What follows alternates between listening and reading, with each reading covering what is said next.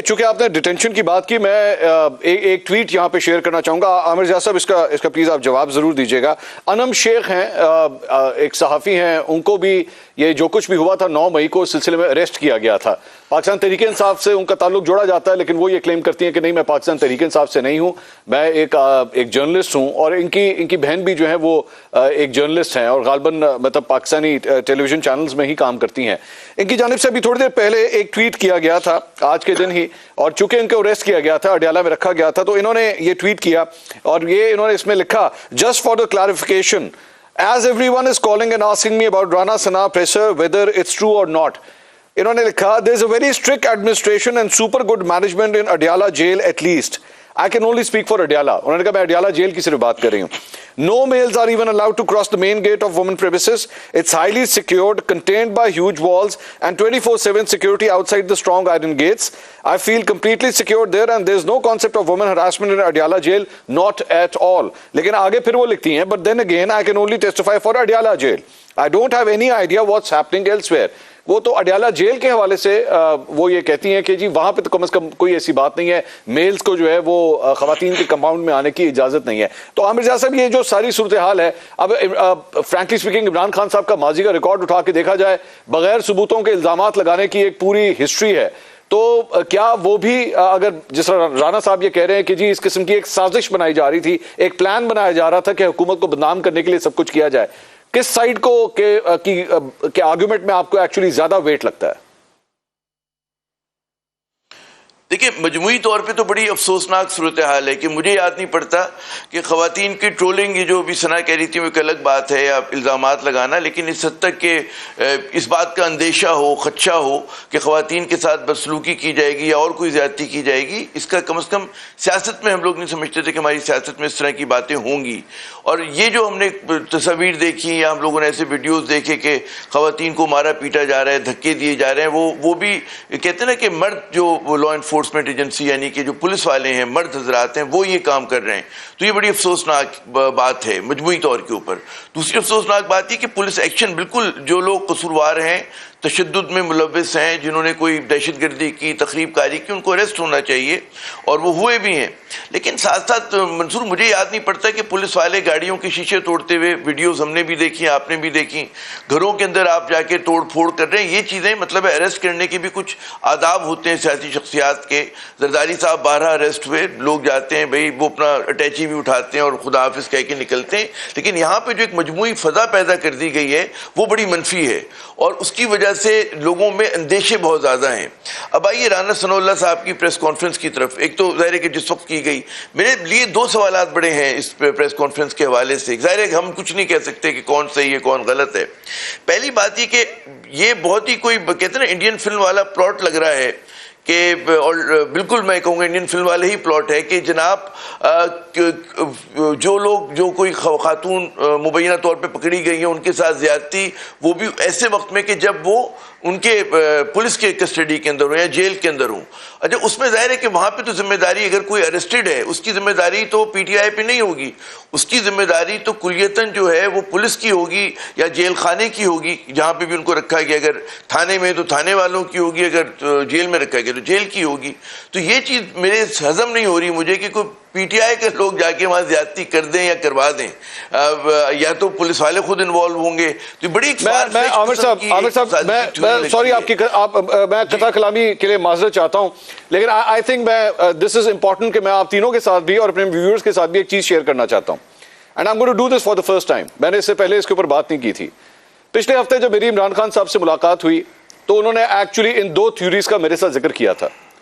ये उनका मानना था, ये मैं आपको क्लियर कट बता दूं, ये उनका मानना था। मैंने इसको पहले इसलिए रिपोर्ट नहीं किया क्योंकि मुझे भी उस वक्त ये बहुत हैरानकुन बात लगी कि he saying all this, frankly speaking मुझे मेरा दिमाग नहीं मानता था। उसमें से एक चीज उन्होंने ये कही और वो उनका अपने बारे में थी। उन्होंने अपने बारे में कहा कि इन्होंने प्लान बनाया हुआ है कि 40-45 पुलिस वाले आएंगे और यहां से रेजिस्टेंस होगी और उसके बाद पुलिस वाले जो है वो गोली चला देंगे और मीर मुर्तजा भुट्टो स्टाइल जो है मेरा मर्डर कर दिया जाएगा। ये इमरान खान साहब ने अपने बारे में बात कही थी। और दूसरी चीज जो उन्होंने मुझसे कही थी, जो मैंने एक्चुअली रिपोर्ट इसलिए नहीं की क्योंकि उसका एविडेंस कोई नहीं था, and it was so shocking कि मैंने उसको नहीं रिपोर्ट किया। फ्रैंकली स्पीकिंग, ये चीज ऐसी है, एक सहाफी होने के नाते हमें जिम्मेदारी का एहसास भी हमने करना चाहिए। बिकॉज अब राना सनाउल्लाह ने बात कर दी है, इमरान खान साहब ने ट्वीट कर दिया, so now I am talking about it. उन्होंने ये मुझे कहा था कि जी मुझे ये रिपोर्ट्स मिली हैं कि हमारी पार्टी की कारकुनों को जो है वो ज्यादती का निशाना बनाया गया। ये उन्होंने मुझे उस वक्त कहा था। मैंने उसके ऊपर एविडेंस की बात हुई, उन्होंने कहा बस मुझे बताया गया है, मुझे पता लगा है, दैट्स इट। अब इस तरह की चीज को इसके लिए जाहिर बात है कि एविडेंस की तो जरूरत है। अभी तक कोई ऐसा विक्टिम सामने नहीं आया, कोई ऐसी कहानी अब तक सामने नहीं आई। सिर्फ और सिर्फ ये गुफ्तगू है, एक चैटर है, दैट्स इट। अब बताइए इस सारी चीज को किस तरह ट्रीट किया जाए, एक जर्नलिस्ट होते हुए इस सारी चीज को किस तरह ट्रीट किया जाए?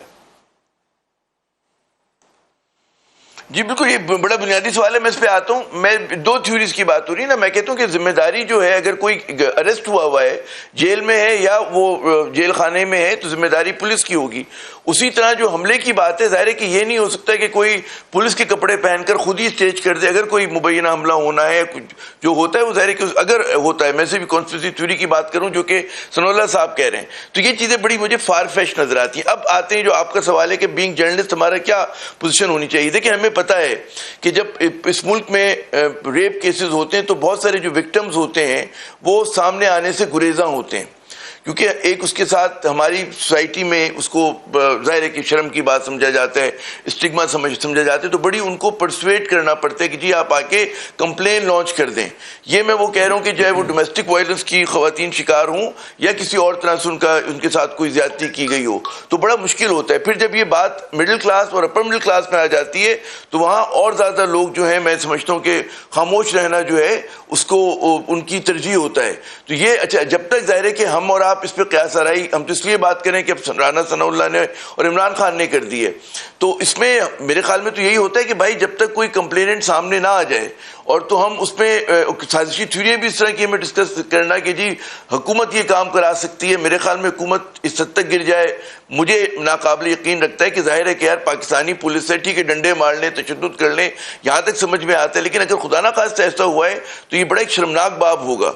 और इसी तरह मुझे कोई कहे जी पीटीआई खुद से ये काम कर सकती है, ये भी मेरे लिए नाकाबिल यकीन होगा, क्योंकि अभी तक हमारे जहन में तस्वुर है कि भाई पाकिस्तान है, हमारे सियासी इख्तलाफात हो सकते हैं, हमारी सब कुछ हो सकता है, चले मर्दों को बरहना करना भी समझ में आता है, खवातीन का हमारे माशरे में एक जो मतलब है नहीं, लेकिन मकाम है, वो भी हमारे इंसिडेंट्स, लेकिन वो मैं कथा कलामी की माजरत नुसरत मलिक साहब, ये आमिर साहब ने, जाहिर बात आप दोनों बड़े सीनियर हैं, उम्र में मुझसे काफी सीनियर हैं, वैसे भी ओहदे के लिहाज से भी सीनियर हैं। अभी आमिर साहब ने एक जुमला इस्तेमाल किया कि मैं नहीं सोच सकता कि रियासत कभी इस तरह कर सकती है, या ऐसा नहीं हो सकता, तहरीक इंसाफ भी ऐसा नहीं कर सकती। But fact of the matter is, मैं दो मिसालें आपके सामने रखता हूं। आपको याद होगा कि मोहतरमा बेनजीर भुट्टो की तस्वीरें, जाली तस्वीरें जो हैं वो हेलीकॉप्टर से फेंकी गई, एक खातून थी, उनको टारगेट इस तरह किया गया, और उस वक्त ये सब कुछ हुआ है, दैट्स अ फैक्ट। और उसके बाद आपको याद होगा कि 2014 का जब धरना चल रहा था तो उस वक्त मीडिया के ऊपर बैठ के बहुत से एंकर्स ने उस वक्त एक अफवाह उड़ा दी थी कि जनाब इतना बंदा कत्ल हो गया, इतना बंदा कत्ल हो गया, गोलियां चल गई हैं, और वो गलत खबर थी, वो झूठी खबर थी।